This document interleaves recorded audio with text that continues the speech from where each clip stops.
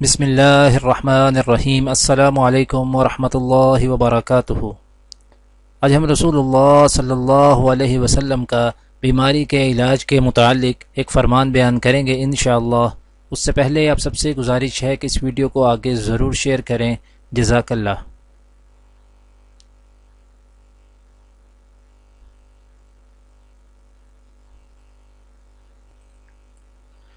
اسامہ بن شریق رضی اللہ تعالی عنہ کہتے ہیں کہ میں نے اعرابیوں کو نبی اکرم صلی اللہ علیہ وآلہ وسلم سے سوال کرتے دیکھا کہ کیا فلاں معاملے میں ہم پر گناہ ہے، کیا فلاں معاملے میں ہم پر گناہ ہے؟ تو آپ صلی اللہ علیہ وآلہ وسلم نے فرمایا، اللہ کے بندو، ان میں سے کسی میں بھی اللہ تعالی نے گناہ نہیں رکھا سوائے اس کے کہ کوئی اپنے بھائی کی عزت سے کچھ بھی کھیلے، تو دراصل یہی گناہ ہے۔ انہوں نے کہا، اللہ کے رسول، اگر ہم دوا علاج نہ کریں تو اس میں بھی گناہ ہے؟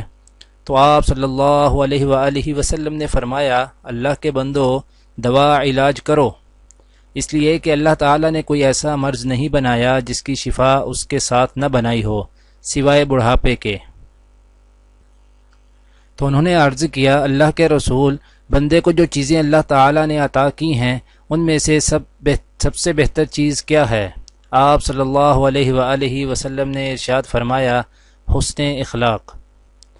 دعا ہے کہ اللہ تعالی دنیا اور آخرت کی تمام بھلائیاں عطا کرے، عمل کی توفیق دے۔